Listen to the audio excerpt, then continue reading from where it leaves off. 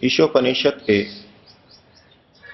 हिरण्मयेन पात्रेण इसके ऊपर चर्चा चल रही है। उपनिषदकार कहना चाह रहे हैं कि एक स्वर्णमय पात्र है, ढक्कन है, जिसमें सत्य छिपा हुआ है। हिरण्मयेन पात्रेण सत्यस्यापिहितं मुखम। जो सत्य है, मूल तत्व है, वो किसी चमक के अंदर छिपा हुआ है। और फिर प्रेरणा दी जा रही है कि तत्त्वं पूषण अपावृणु। हे पूषण, हे पुष्टि करने वाले, हे वृद्धि करने वाले, तो इस हिरणमय पात्र को, हिरणमय ढक्कन को, इस चमक को हटा दे। इसलिए सत्य धर्माय दृष्टये, सत्य धर्म को देखने के लिए, जो मूल तत्व है, जो अंतिम तत्व है, उसको पाने के लिए तो इस चमक को हटा दे। मंत्र में पूषण संबोधन आत्मा के लिए किया गया कि हे पुष्टिकारक, हे अन्यों को पुष्ट करने वाले, हे वृद्धि करने वाले पूषण आत्मा। जो व्यक्ति पुरुषार्थ से वृद्धि कर रहा है, उसके लिए यह संबोधन किया जा रहा है। जो पुरुषार्थ करेगा, पूषण होगा, दूसरों को पुष्ट करेगा, मेहनत करेगा, चाहे किसी भी क्षेत्र में वो करे, उसके सामने सफलताएं भी आएंगी। सफलताओं की चमक उसके सामने आएगी। चाहे वो सफलता धन के रूप में हो, यश के रूप में हो, ऊंचे पद के रूप में हो, सहयोगियों के रूप में हो, सफलता उसको मिलेगी। जो पूषण है, वृद्धि की इच्छा रख रहा है और जो वृद्धि कर रहा है, उसके सामने चमक, दमक, समृद्धि आएगी। तो ऐसे व्यक्तियों को इस मंत्र में संबोधित किया जा रहा है। और जो पूषण नहीं है, जो वृद्धि नहीं कर रहे, जो पुरुषार्थी नहीं है, उनको यहां संबोधन नहीं है। उनके सामने तो ये सामान्य चमक भी नहीं आएगी। ऊंचे वाले सत्य की प्राप्ति तो उनके लिए बहुत दूर है। तो जो पुरुषार्थी है, पूषण है, वृद्धि को प्राप्त कर रहा है, उसको कहा जा रहा है कि जिस मूल तत्व को तू पाना चाहता है, जिस परम सुख को, आनंद को तू पाना चाहता है, वो इस चमक के पीछे छुपा हुआ है। इस चमक को ही अंतिम तत्व मत मान लेना। पुरुषार्थी चाहे सांसारिक स्तर पर पुरुषार्थ कर रहा हो, चाहे आध्यात्मिक स्तर पर पुरुषार्थ कर रहा हो, दोनों ही क्षेत्रों में उसके सामने सफलताएं आती हैं, समृद्धियां आती हैं, चमक आती है। लौकिक पुरुषार्थ कर रहा है तो जो धन संपत्ति आ गई और उसी धन संपत्ति को, वैभव को उसने अंतिम मान लिया। चमक तो बहुत है उसमें, वो सुखदायी भी है, लेकिन वहीं तक रह गया। उस चमकीले पात्र को पाकर के उसी में लीन हो गया, तो वो अंतिम सत्य को नहीं पा पाएगा। जो चमक हमें मिली है, जो समृद्धि हमें मिली है, उसको भी थोड़ा सा हटा करके और फिर आगे बढ़ना है। जो धार्मिक क्षेत्र में परोपकार का कार्य करते हैं, दीन दुखियों की सेवा करते हैं, प्राणियों की सेवा करते हैं, बीमारों का इलाज करवाते हैं, प्याऊ खुलवाते हैं, अज्ञानियों को कुछ उद्बोधन देते हैं, उनको ज्ञान देते हैं, उनका अंधविश्वास दूर करते हैं। किसी भी क्षेत्र में, धार्मिक क्षेत्र में कोई कार्य कर रहा है, परोपकार कर रहा है, तो उसके इस निस्वार्थ कृत्य को देख करके लोग उसकी प्रशंसा भी करते हैं, लोग उसको धन भी देते हैं, उसको अपना नेतृत्व भी देते हैं, उनको आदर करते हैं, उनका अभिवादन करते हैं। ये सब चमक है। ये हिरणमय पात्र है, स्वर्णिम पात्र है, बहुत अच्छा लगता है और व्यक्ति को अपने पुरुषार्थ पर संतुष्टि भी होती है कि मैं जिस अच्छी भावना से लोकोपकार से ये कार्य कर रहा था उसका प्रतिफल अच्छा आ रहा है, लोगों को भी अच्छा लग रहा है, लोगों का उद्धार हो रहा है। बहुत अच्छी अनुभूति होती है। स्वयं धन कमा करके खाया पिया उसमें भी सुख मिलता है, लेकिन दूसरों के लिए लगा करके कुछ और भी सुख मिलता है, कई गुना अधिक मिलता है, तो उसको अपने जीवन की सार्थकता लगती है, पुरुषार्थ की सार्थकता लगती है, क्योंकि चमक उसके सामने आती है। ऐसे पुरुषार्थी आत्मा को, पूषण को मंत्र में सावधान किया जा रहा है कि ये जो चमकीला पात्र है, ये जो यश धन संपत्ति है, इसके अंदर भी एक सत्य छुपा हुआ है। तत्वम पूषण अपावृणु, हे पूषण वृद्धि को चाहने वाले, तो जिस वास्तविक वृद्धि को चाहता है वो वास्तविक वृद्धि तब आएगी, वो वास्तविक सत्य की प्राप्ति तब होगी जब इस ढक्कन को तू हटा देगा। शुद्ध आध्यात्मिक स्तर पर आए, योग साधना के स्तर पर आए, तो वहां भी ऐसा का ऐसा ही है। योग दर्शन महर्षि पतंजलि जी के द्वारा निर्मित, योग दर्शन में 4 अध्याय 4 पाद हैं। पहले के अंदर समाधि का वर्णन किया गया, समाधि पाद। दूसरे में साधन पाद, समाधि की प्राप्ति के लिए साधन उपाय बताए गए, इस तरह से तपस्या साधना करें। और उसके बाद में विभूति पाद आया। इस पुरुषार्थ के द्वारा कुछ विभूतियां पैदा होंगी, शरीर और इंद्रियों में गुणों का उत्कर्ष होगा, विशेष शक्तियों की प्राप्ति होगी, शारीरिक और मानसिक। दूसरों को वो चमत्कार जैसी लगेंगी। ये विभूतियां वहां वर्णित की गई। और उन विभूतियों को वर्णित करने के बाद में विभूतिपाद के लगभग अंतिम सूत्रों में महर्षि पतंजलि जी ने एक सूत्र और बनाया। कहा कि स्थान्युपनिमंत्रणे संग स्मयाकरणम पुनः अनिष्ट प्रसंगात, कि जब तुम ये साधना करोगे तुमको सिद्धियों की प्राप्ति होगी, तो जो बड़े बड़े लोग हैं वो तुमको निमंत्रित करेंगे। जो समाज के प्रतिष्ठित व्यक्ति हैं, अधिकारी हैं, राजा हैं, धनवान हैं, वो बड़े बड़े तुम्हारे को निमंत्रित करेंगे, आइए हमारे पास बहुत सुविधाएं हैं, बहुत बड़े बंगले हैं, आपने बहुत कष्ट सहा है, बहुत तपस्या की है और उसके फलस्वरूप आपने ये ऐश्वर्य पाया है, ये उन्नति पाई है। आइए, ये सारी चीजें आप ही के लिए तो हैं, आप जैसे योग्य व्यक्तियों के लिए ही तो ये सारी धन संपत्ति है। ऐसे बड़े बड़े लोग उसको आमंत्रित करेंगे। तब भी करते थे, आज भी करते हैं। ये है चमक। उस साधक ने, योगी ने जो पुरुषार्थ किया था, उसकी चमक आ गई, स्वयं में भी सिद्धियां उत्पन्न हुई और दूसरों से भी उसको आदर सम्मान मिल रहा है।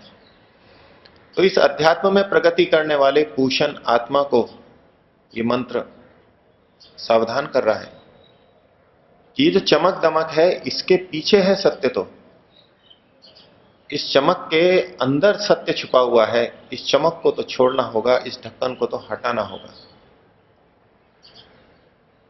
महर्षि वेदव्यास ने जब इस सूत्र की व्याख्या की तो बहुत सारे आकर्षण वहां पर उन्होंने दिखाए, लेकिन योगी क्या सोचता है उसको भी वहां पर रखा। वो योगी ये सोच रहा है कि मैंने इस सारे संसार के वैभव को, विषय भोगों को छोड़ा, तपस्या की और इस मार्ग पे आया, क्या मैं फिर उसी तरफ लौट पड़ूं? ये विषय तो ऐसे हैं जैसे कि कृपण व्यक्तियों के द्वारा चाही गई चीज होती है। कृपण यानी कंजूस व्यक्तियों के द्वारा ये विषय भोग चाहे गए हैं। कृपण जन प्रार्थितेभ्य विषयेभ्य, इन कंजूसों के द्वारा चाहे गए विषय भोगों को मैं छोड़ करके आया हूं। कुछ कठोर शब्द लगते हैं। कंजूस व्यक्ति कौन होता है? कंजूस वो होता है जो अपने पैसे को बचा करके रखता है। और पैसा तो सबको बचा के रखना ही चाहिए। पैसा बचाने मात्र से व्यक्ति कंजूस नहीं हो जाता, वो मितव्ययी होता है। लेकिन कंजूस वो होता है जो पैसे के लिए बड़ी चीजों को भी न्यौछावर कर देता है, बड़ी चीजों को भी गंवा देता है। उसके लिए पैसा ही सबसे बड़ा होता है। वो पैसे को बचाने के लिए अपने परिवार के साथ व्यवहार को बिगाड़ देगा। उसको चाय का पैसा बचाना है, दूध का पैसा बचाना है, तो वो अतिथि का सत्कार नहीं करेगा। उसके लिए वो पैसा मुख्य है, न कि संबंध बनाना। उसको इलाज की आवश्यकता है अपने शरीर के लिए भी, लेकिन पैसा यदि अधिक खर्च हो रहा है तो वो इलाज नहीं कराएगा, कम से कम में इलाज कराएगा। जो अच्छा इलाज नहीं है वो भी उसी तरफ दौड़ेगा। अर्थात कंजूस वो होता है जो बड़ी चीज को छोड़ करके छोटी चीज के पीछे लग गया है। ये उसका दोष है। पैसा बचाना अपने आप में दोष नहीं है, अच्छी बात है। कंजूसी को बताने के लिए तरह तरह के चुटकुले समाज में प्रचलित हैं। ऐसा संभवतः वास्तव में ना भी हो, लेकिन कंजूस के लिए कहा जाता है जो अगर पंखी खरीद के लाए तो पंखी को नहीं चलाएगा, खुद हिलेगा, पंखी टूट ना जाए। ऐसा होगा नहीं, इतनी मूर्खता कोई ना करेगा। लेकिन हम दूसरे उदाहरण में ले लें, वो अपने शरीर को छोड़ करके पैसे को बचाता है। चप्पल ना घिस जाए इसलिए पैदल चलता है। तो जो इन विषयों को चाह रहा है, सांसारिक विषयों को चाह रहा है, उसके लिए व्यास जी योगी के मुख से कहलवा रहे हैं कि विषय कैसे हैं?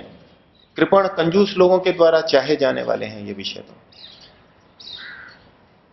अर्थात जो व्यक्ति विषय भोगों को ही सब कुछ समझ रहा है, वो ऐसा ही है जो पैसे को सब कुछ समझ रहा है और अपने आपस के संबंधों की बलि चढ़ा रहा है, अपने शरीर की हानि कर रहा है, पैसे को मुख्य मान रहा है। जो तुच्छ चीज को मुख्य मान रहा है और अपनी अच्छी चीज की बलि चढ़ा रहा है, अच्छी चीज की कीमत पे हल्की चीज को अपने पास रख रहा है, ये व्यक्ति कंजूस होता है। तो कहा योगी के मुख से कि जो संसारी जन हैं, विषय भोगों की तरफ लगे हुए हैं, ये तो ऐसे ही हैं जैसे कंजूस हैं। यद्यपि वो इससे विषय भोगों को तो पा रहे हैं, लेकिन किस कीमत पर? उस सत्य की कीमत पर, उस परमात्मा के आनंद की कीमत पर। अर्थात बड़ी चीज को छोड़ करके छोटी चीज को ये पा रहे हैं और उसी में लगे हैं। तो जब ये संग आएगा, स्थानीयों का निमंत्रण होगा, बड़े बड़े लोग आमंत्रित करेंगे, तो योगी अपने को कैसे बचा रहा है? ये तो कंजूसों के द्वारा चाहे गए जो विषय भोग हैं, इनको तो मैं पहले ही छोड़ चुका हूं, अब मैं इनमें नहीं फंसूंगा।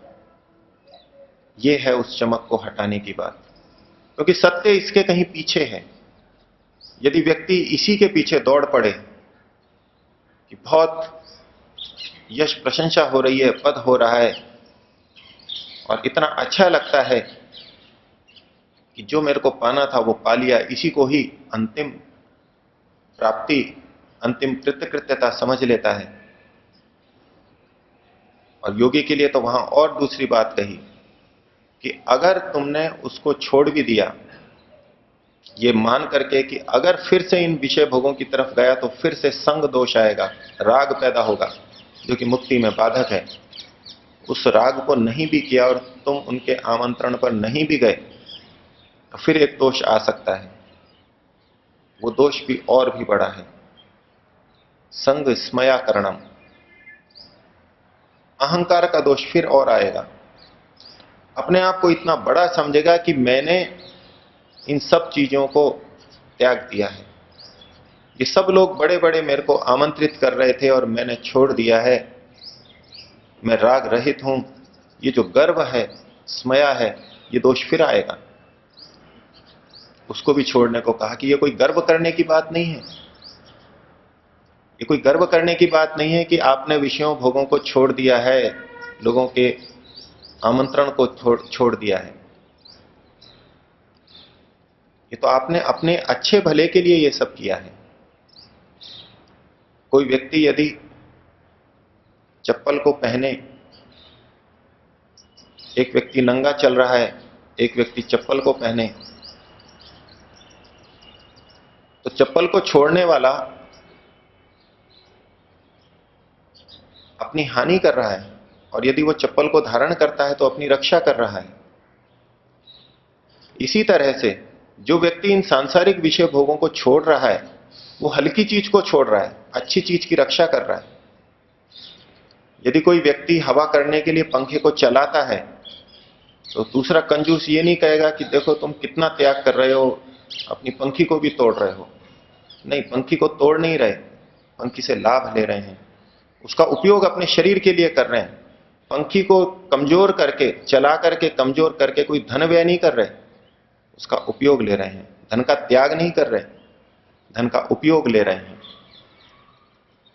इसी तरह से ये सांसारिक विषयों को छोड़ करके कोई त्याग नहीं किया जा रहा, किसी ऊंची चीज को पाने के लिए ये किया जा रहा है। इसमें कोई गर्व की बात नहीं है। हम अच्छी चीज को पाने के लिए छोड़ रहे हैं, अच्छी चीज को पाने के लिए हल्की चीज को छोड़ रहे हैं। तो क्षेत्र चाहे लौकिक हो चाहे आध्यात्मिक हो, जो पूषण होगा, पुरुषार्थी होगा, वृद्धि को करने वाला होगा, उसके सामने सोने के पात्र, चमक दमक आएंगी, लेकिन उसको उसे हटा करके उसके पीछे के सत्य को देखना है। परोपकार से जो यश मिला, उसी में यदि व्यक्ति प्रसन्न हो जाए कि देखो मैंने कितने अनाथों के लिए ये सारा कार्य किया, मेरा सम्मान हुआ। नहीं, ये परोपकार किस लिए था?